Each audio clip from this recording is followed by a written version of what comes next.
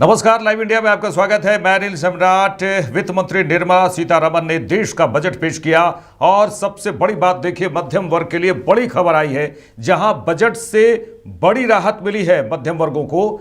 वित्त मंत्री निर्मला सीतारमण ने कहा है कि मुझे यह घोषणा करते हुए खुशी हो रही है कि अब 12 लाख रुपए तक की आय पर कोई आयकर नहीं देना होगा। बड़ी खबर है और बड़ा मध्यम वर्ग के लिए बड़ी खबर है। वित्त मंत्री निर्मला सीतारमण ने वही कहा है कि इस सफलता से प्रेरित होकर उन्होंने यह भी कहा कि 120 नए गंतव्यों और क्षेत्रीय संपर्क बढ़ाने और अगले 10 वर्षों में 4 करोड़ अतिरिक्त यात्रियों को ले जाने के लिए संशोधित उड़ान योजना शुरू की जाएगी।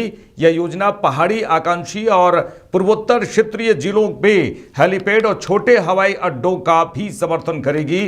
राज्य की भविष्य की जरूरतों को पूरा करने के लिए बिहार में ग्रीनलैंड हवाई अड्डों की सुविधा दी जाएगी। ये पटना हवाई अड्डे और बिहटा में ब्राउनफील्ड हवाई अड्डे की क्षमता के विस्तार के अतिरिक्त होंगे। मिथिलांचल में पश्चिमी कोसी नहर ERM परियोजना के लिए वित्तीय सहायता प्रदान की जाएगी, जिससे बिहार के मिथिलांचल क्षेत्र में के बड़ी संख्या में भी किसानों को लाभ होगा। वित्त मंत्री निर्मला सीतारमण ने कहा है कि मुझे यह घोषणा करते हुए खुशी हो रही है कि अब 12 लाख रुपए तक की आय पर कोई आयकर नहीं देना होगा। I am now happy to announce that there will be no income tax payable up to income of 12 lakh rupees.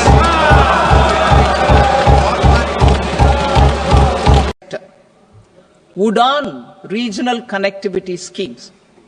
Udan has enabled 1.5 crore middle class people to meet their aspirations for speedier travel. The scheme has connected 88 airports and operationalized 619 routes. Inspired by that success, a modified Udan scheme will be launched to enhance regional connectivity to 120 new destinations and carry 4 crore passengers in the next 10 years. 4 crore additional passengers in the next 10 years. The scheme will also support helipads and smaller airports in hilly, aspirational and northeast regional districts. Greenfield airports will be facilitated in Bihar to meet the future needs of the state. These will be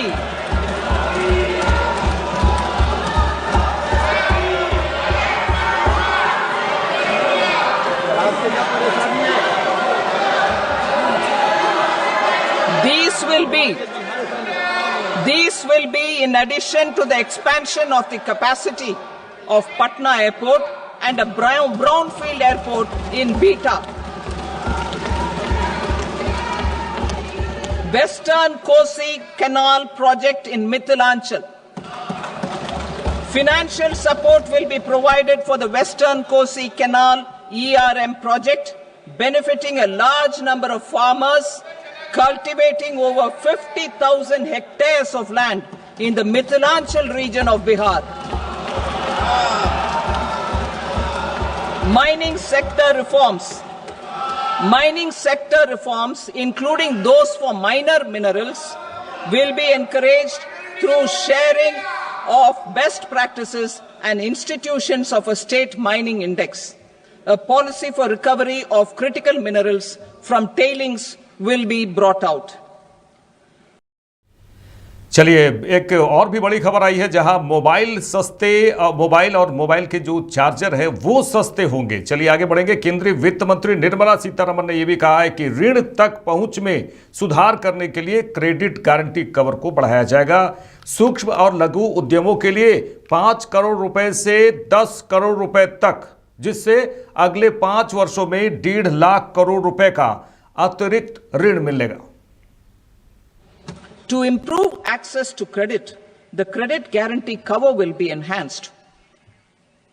First, for micro and small enterprises from 5 crore to 10 crore rupees, leading to additional credit of 1.5 lakh crores in the next 5 years. Second, for startups from 10 crore rupees to 20 crore rupees, with the guarantee fee being moderated to 1% for loans in 27 focus sectors which are important for Atmanirbhar Bharat. And for well-run exporter MSMEs, for term loans up to 20 crore rupees. Also for the micro enterprises, we will introduce customized credit cards with a 5 lakh rupee limit for micro enterprises registered on Udyam portal. In the first year, 10 lakh such cards will be issued. Fund of funds for startups. The alternate investment fund, AIFs, for startups have received commitments of more than 91,000 crores. हंगामे के बीच केंद्रीय वित्त मंत्री निर्मला सीतारमण ने देश का budget 2025 पेश किया। उन्होंने कहा कि इस बजट में प्रस्तावित विकास उपाय 10 व्यापक क्षेत्रों में हैं, जिनमें गरीबों, युवाओं, किसानों और महिलाओं पर ध्यान केंद्रित किया गया है। केंद्रीय वित्त मंत्री निर्मला सीतारमण ने यह भी कहा है कि हमारी अर्थव्यवस्था सभी प्रमुख अर्थव्यवस्थाओं में सबसे तेजी से बढ़ रही है। पिछले 10 वर्षों के हमारे विकास ट्रैक रिकॉर्ड और संरचनात्मक सुधारों ने वैश्विक ध्यान आकर्षित किया है। इस अवधि में भारत की क्षमता और संभावनाओं पर विश्वास और बढ़ा है। हम अगले 5 वर्षों को सबका विकास को साकार करने और सभी क्षेत्रों के संतुलित विकास को प्रोत्साहित करने के एक अनूठे अवसर के रूप में देखते हैं। Accelerate growth. B. Secure inclusive development. C. Invigorate private sector investments. D. Uplift household sentiments. And E. Enhance spending power of India's rising middle class. Together, we embark on a journey to unlock our nation's tremendous potential for greater prosperity and global positioning under the leadership of Honorable Prime Minister Shri Narendra Modi. As we complete the first quarter of the 21st century, continuing geopolitical headwinds suggest lower global economic growth over the medium term. However, our aspiration for a Vikasit Bharat inspires us, and the transformative work we have done during our government's first 2 terms guides us to march forward resolutely. Our economy is the fastest growing among all major economies. Our development track record for the past 10 years and structural reforms have drawn global attention. Confidence in India's capability and potential has only grown in this period. We see the next 5 years as a unique opportunity to realize Sabka Vikas, stimulating balanced growth of all regions. The great Telugu poet and playwright Gurujada Apparao had said, "Deshamante matti kadoy, deshamante manushuloy," meaning a country is not just its soil, a country is its people.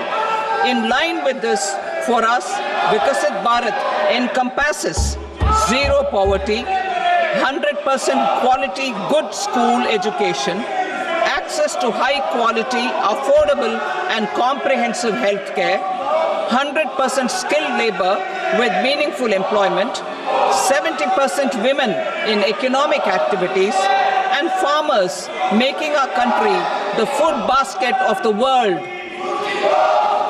In this budget, the proposed development measures span 10 broad areas focusing on Garib, youth, Annadata and Nari, spurring agricultural growth and productivity, building rural prosperity and resilience, taking everyone together on an inclusive growth path, boosting manufacturing and furthering Make in India, supporting MSMEs, enabling employment-led development, investing in people, economy and innovation, securing energy supplies, promoting exports and nurturing innovation. For this journey of development, our powerful engines are agriculture, MSME, investments, and exports. The fuel, our reforms, our guiding spirit, inclusivity, and the destination, Vikasit Bharat.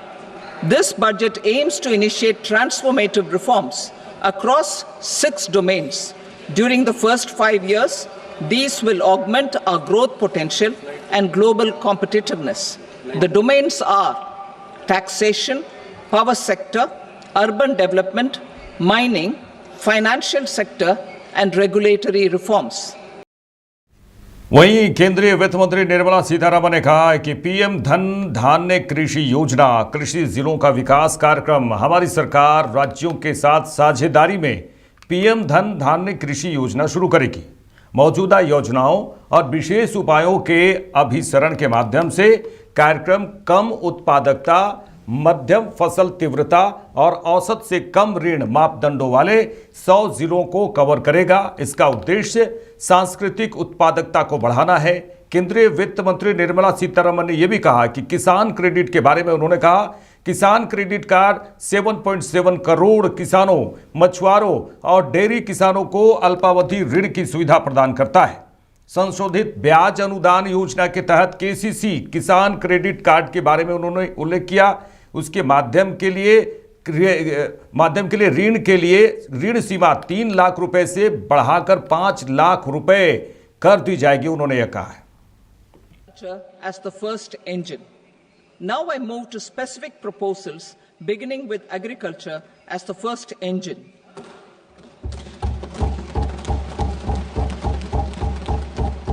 Prime Minister Dhan Dhanya Krishi Yojana, developing agri-districts program.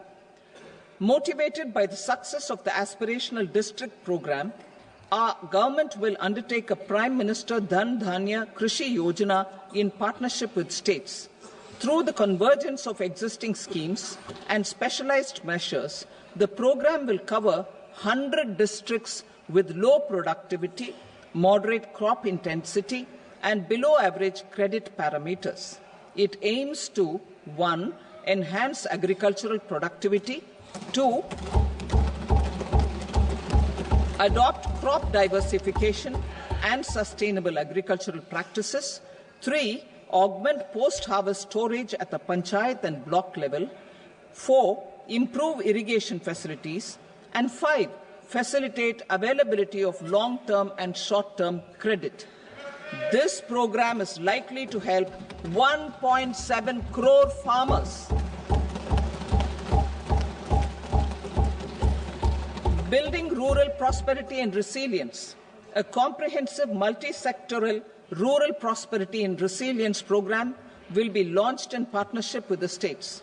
This will address underemployment in agriculture through skilling, investment, technology, and invigorating the rural economy. The goal is to generate ample opportunities in rural areas so that migration is an option but not a necessity. Kisan credit cards facilitate short-term loans for 7.7 crore farmers, fishermen, and dairy farmers. The loan limit under modified interest subvention scheme will be enhanced from 3 lakh rupees to 5 lakh rupees for loans taken through the KCC. देखिए, विपक्ष की ओर से budget को लेकर अब बयान शुरू हो जा रहे हैं आने के लिए, लेकिन अभी देखिए मनीष तिवारी ने क्या कुछ कहा है। कांग्रेस सांसद हैं मनीष तिवारी, इन्होंने कहा है कि ये एक रीत बन गई है कि साल में एक बार वित्त मंत्री आएंगी और देश भर की बातें करेंगी, नीतियों के ऊपर अपना व्याख्यान करेंगे। किसी भी विकसित लोकतंत्र में बजट एक नॉन इवेंट है, क्योंकि जो सरकार का खर्च है या उनकी कमाई है वो सदन के पटल पर रख दिया जाता है और उसके बाद बहस होती है। देखिए, बजट क्या है? बजट ये है कि आप कितना कमाते हो और कितना खर्चते हो, और क्या आपकी कमाई आपके खर्च से ज्यादा है कि नहीं। अगर आपका खर्च आपकी कमाई से ज्यादा है तो डूबने वाला काम है, और अगर आपकी कमाई आपके खर्च से ज्यादा है तो आप एक विवेक वाले इंसान हैं। तो इसी तरह से मुल्क का बजट भी होता है। पर ये एक अजीब विडंबना है कि ये एक रीत बन गई है कि साल में एक बार वित्त मंत्री आएंगी वो या आएंगे और वो देश भर की बातें करेंगे, नीतियों के ऊपर अपना व्याख्यान करेंगे। किसी भी एडवांस्ड लोकतंत्र में बजट एक नॉन इवेंट है, क्योंकि जो सरकार का खर्च है और सरकार की कमाई है वो सदन के पटल पे रख दिया जाता है, उसके बाद बहस हो जाती है। पर हमारे देश में हमने इसको एक ऐसी रीत बना लिया है और उसमें कुछ कृपा चलचित्र वालों की भी है कि उनका भी एक इवेंट बन जाता है, अपना उससे टीआरपी कुछ बढ़ती है, कुछ और पैसे आ जाते हैं। तो इसलिए इन चीज़ों के ऊपर दोबारा से पुनर्विचार करने की ज़रूरत है। जैसे राष्ट्रपति का अभिभाषण, अब या अगर आपको राष्ट्रपति का अभिभाषण चाहिए, वो इस मुल्क के सबसे प्राथमिक नागरिक हैं, तो फिर उनको उनकी मन की बात बोलने देना चाहिए कि उनके क्या विचार हैं इस देश और दुनिया के बारे में। अगर वो संसद के और मुल्क के सामने रखें और उसके ऊपर बहस हो तो कोई बात बनती है। यहाँ पे तो कैबिनेट एक अभिभाषण राष्ट्रपति को लिख के दे देती है और वो राष्ट्रपति पढ़ देते हैं। तो इन परंपराओं से के ऊपर एक बारी दोबारा पुनर्विचार करने की ज़रूरत है। और जहाँ तक रही चीफ इकोनॉमिक एडवाइज़र की बात, देखिए उन्होंने एक बहुत सटीक टिप्पणी की है। शायद मैं सटीक भी नहीं कहूँगा, उन्होंने एक सीधा प्रहार किया है। उन्होंने ये कहा है कि इस देश में जो प्रक्रिया है वही सज़ा है, the process is the punishment. और अगर आपके ऊपर कोई इल्ज़ाम लग जाता है तो उसको सत्य मान लिया जाता है, आपको ये साबित करना पड़ता है कि आप बेगुनाह हो। जो कानून के बुनियादी असूल है उनके खिलाफ है कि आप बेगुनाह हो जब तक आपका गुनाह साबित नहीं हो सकता। और आर्थिक परिप्रेक्ष्य में इसीलिए जो कैपिटल है, जो पूंजी है, जो पूंजीपति हैं, उन्होंने इस देश से पलायन कर लिया है। क्योंकि हर व्यक्ति जो बिजनेस करता है या जो व्यवसाय चलाता है तो उसको ये नहीं चाहिए कि सदा ही उसकी हैरेसमेंट होती रहे। और सरकार की जो एजेंसियां हैं, जिस तरह का उनका रवैया रहा है पिछले 10 वर्ष में कि कचहरी में कोई मामला टिकता नहीं पर किसी को परेशान करने से हम छोड़ते नहीं, तो इससे लोग परेशान होकर देश छोड़ के चले गए हैं। और इसलिए अगर आप फ्लाइट ऑफ कैपिटल का एक स्टेटिस्टिक लें कि पिछले 10 साल में कितना कैपिटल का पलायन हुआ है। चलिए आगे बढ़ेंगे। आम आदमी पार्टी के राष्ट्रीय संयोजक अरविंद केजरीवाल ने कहा, कुछ दिन पहले मेरी मुलाकात एक बीजेपी समर्थक से हुई। उसने पूछा, अरविंद जी अगर आप हार गए तो क्या होगा? तो अरविंद केजरीवाल ने यह कहा कि मैंने भी मुस्कुराते हुए पूछा, अगर मैं हार गया तो आपका क्या होगा? नमस्कार। आज मैं भारतीय जनता पार्टी के सपोर्टर्स से एक बेहद ज़रूरी बात करना चाहता हूं। कुछ दिन पहले एक बीजेपी का कट्टर समर्थक मिला, बड़ी हल्की सी गंदी सी स्माइल देके बोला, अरविंद जी अगर आप हार गए तो क्या होगा? मैंने भी मुस्कुराते हुए पूछा। मैंने कहा भाई मेरी छोड़ो, ये बताओ कि अगर मैं हार गया तो तुम्हारा क्या होगा? वो एकदम सकपका गया, बोला मतलब? मैंने कहा भाई ये बताओ तुम्हारे बच्चे कहाँ पढ़ते हैं? बोला सरकारी स्कूल में। मैंने पूछा अब सरकारी स्कूल कैसे हैं? बोला स्कूल तो बहुत अच्छे हो गए, टीचर भी बहुत बढ़िया पढ़ाते हैं, रिजल्ट भी बहुत अच्छे आ रहे हैं। तो मैंने पूछा ये बताओ कि बीजेपी की कितनी राज्यों में सरकार है? बोला 20 राज्यों में। मैंने पूछा किस राज्य में अच्छे स्कूल हैं? तो बोला कहीं नहीं। मैंने कहा फिर ये बताओ अगर मैं हार गया तो तेरे बच्चों का क्या होगा? दिल्ली के सरकारी स्कूल फिर से कबाड़ा हो जाएंगे। बोला हाँ ये बात तो है। मैंने पूछा बिजली आती है 24 घंटे? बोला हाँ आती है। मैंने पूछा बीजेपी के किस राज्य में 24 घंटे बिजली आती है? थोड़ा सा सोच के बोला कहीं नहीं। मैंने पूछा तुम्हारा बिजली का बिल कितना आता है? बोला 0। मैंने पूछा और यूपी में जहाँ बीजेपी की सरकार है वहाँ लोगों का बिजली का बिल कितना आता है? बोला जी वहाँ तो हज़ारों रुपए महीना आता है। मैंने कहा तो भैया ये बताओ, अगर मैं हार गया तो तेरा क्या होगा? दिल्ली में फ्री बिजली, फ्री पानी, फ्री इलाज, अच्छे स्कूल, 24 घंटे बिजली, महिलाओं की फ्री बस यात्रा, ये तो सब बंद हो जाएंगे। कम से कम हर महीने 25,000 रुपये की चपत लगने लगेगी। है 25,000 रुपये देने को? बोला जी मेरी तो 1 लाख रुपए महीने की तनख्वाह है, उसमें भी गुजारा नहीं होता, 25,000 रुपये महीना तो कहाँ से लाऊंगा? मैंने कहा तो फिर बीजेपी भूल जाओ, राजनीति भूल जाओ, पॉलिटिक्स भूल जाओ, अपनी सोचो, अपने परिवार की सोचो। ये सोचो कि अगर केजरीवाल हार गया तो तुम्हारा क्या होगा? वो संतुष्ट हो गया, बोला सर मैं इस चुनाव में तो आपको वोट दे दूंगा, पर मैं बीजेपी नहीं छोड़ूंगा। मैंने भी मुस्कुरा के कहा भाई जैसी तेरी मर्जी। मेरी सभी बीजेपी के सपोर्टर्स से अपील है कि अगर बीजेपी आ गई तो आपको हमारी सरकार से मिलने वाली सारी सुविधाएं बंद हो जाएंगी। मोटे मोटे तौर पे 25,000 रुपये हर महीने की चपत लगने लगेगी। हैं इतने पैसे? भुगत लोगे? नहीं ना। तो फिर मैं आपका भाई होने के नाते आपको सलाह दे रहा हूं, झाड़ू पे वोट दो। आप चाहे अपनी पार्टी मत छोड़ो, लेकिन इस चुनाव में झाड़ू पे वोट दे दो। इसी में आपका और आपके परिवार का फायदा है। और हाँ, अगर आपको कभी पर्सनल काम भी हो तो अपने इस भाई के पास आ जाना, मैं हमेशा आपके काम आऊंगा। जेडीयू नेता नीरज कुमार क्या कुछ कह रहे हैं। उन्होंने कहा कि हमें हर जिले के अंदर मेडिकल कॉलेज बनाना है, उसी दिशा में कुछ सार्थक प्रयास हो रहे हैं। स्वाभाविक रूप से नए दौर में नई चुनौतियां जो युवाओं से जुड़ा हुआ है, हमारी उम्मीद है, उन्होंने कहा कि हमारी उम्मीद है कि सर्व शिक्षा अभियान, उसका नाम बदल दिया गया है, लेकिन उसमें भी राशि आवंटन का अनुपात बिहार के लिए बेहतर हो। विशेष राज्य के दर्जा का नीति आयोग में प्रावधान बदल दिया। हमने राष्ट्रीय कार्यकारिणी में यह तय किया कि अगर नीति आयोग मापदंड में बदलाव करे तो करे, नहीं तो विशेष सहायता या विशेष पैकेज बिहार को दे। और पिछले केंद्रीय बजट में उसका अनुपालन किया गया, और लेकिन बिहारीपन का एहसास नहीं हुआ। कहा गया था कि बिहार का बजट है, आंध्रा का बजट है, लेकिन बिहार के विपक्ष की पार्टियां उसके बावजूद राजनीतिक आलोचना कर रही थी। उम्मीद है कि इस बार कुछ अच्छा मिलने वाला हो। नहीं, हमारी उम्मीद तो जरूर बरकरार है कि बिहार का जनसंख्या घनत्व जो है और दबाव जो है हमारे ऊपर है, और जिन चुनौतियों का हम सामना कर रहे हैं वह हमारे लिए महत्वपूर्ण चुनौती है कि हर जिले के अंदर में हमको मेडिकल कॉलेज बनाना है। तो उस दिशा में सार्थक प्रयास हो रहा है।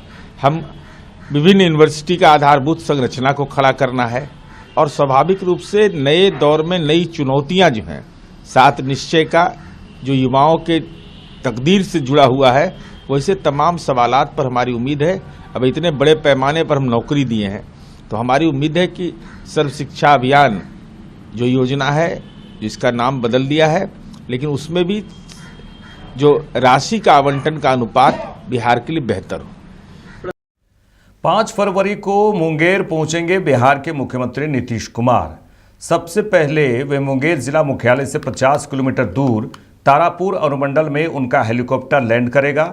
वहीं तारापुर में जहां वे पंचायतों का दौरा कर पंचायत के विकास के लिए कई योजना का शिलान्यास और उद्घाटन करेंगे, तो अनुमंडल वासियों को कई सौगात भी मुख्यमंत्री देंगे, जिससे अनुमंडल की तस्वीर बदल सके। मुख्यमंत्री जिलाधिकारी अवनीश कुमार सिंह के अनुसार मुख्यमंत्री 5 फरवरी को सबसे पहले मुंगेर के तारापुर पहुंचेंगे, जहां वो धोबई पंचायत अंतर्गत रणगांव स्थित तालाब, जीविका दीदी पुस्तकालय के साथ साथ पंचायत का भ्रमण करेंगे और कई योजनाओं की सौगात पंचायत वासियों को देंगे। इसके अलावा तारापुर में 100 करोड़ की लागत से 2 रिंग रोड प्रस्तावित है, जिसका भी वे घोषणा करेंगे। साथ ही 500 करोड़ की लागत से सुल्तानगंज गंगा से पानी लिफ्ट करते हुए रायपुर होते खड़गपुर झील ले जाने की महत्वाकांक्षी योजना है, जिसकी भी वे घोषणा करेंगे उस दिन, जिसमें यहाँ विकास के 4 चांद लगवाएंगे मुंगेर में, जिसको लेकर तैयारियां जो है वो अंतिम रूप ले रही है, तैयारियां अंतिम रूप में है। इस दौरान बिहार के मुख्यमंत्री सम्राट चौधरी, जिनका पैतृक आवास भी तारापुर है, वे भी साथ में रहेंगे। मुख्यमंत्री को आने को लेकर पंचायत के लोगों में काफ़ी खुशी दिख रही है। उन्होंने बताया कि वहाँ की जनता ने बताया कि सीएम के आने से पंचायत में कई योजनाओं का लाभ मिल रहा है। खेल मैदान, स्कूल में स्मार्ट क्लास, तालाब, रिंग रोड जिससे ग्रामीणों का जीवन स्तर और ऊंचा उठेगा और उन्हें काफ़ी सुविधाएं मिलेंगी मुंगेर वासियों को। रिंग रोड से क्या सुविधाएं मिलेगी गाँव वासियों को, कितना किलोमीटर का डिस्टेंस आप लोगों को कम पड़ेगा और जाम से क्या निजात मिलेगा? मेन है, देखिए हम लोगों को तारापुर में वर्तमान में भी इस तरह की समस्या रहता है कि आप तारापुर जब घुसिएगा तो आधा घंटा पौने घंटा आपको निकलने में लगेगा, 1 घंटा भी लग सकता है।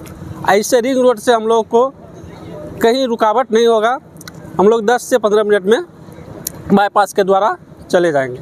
कितने किलोमीटर का रिंग रोड है दोनों? मोटी अगर बात करें तो मोटा मोटी 8 किलोमीटर होगा, 8 ही होगा, वो भी 8 किलोमीटर होगा।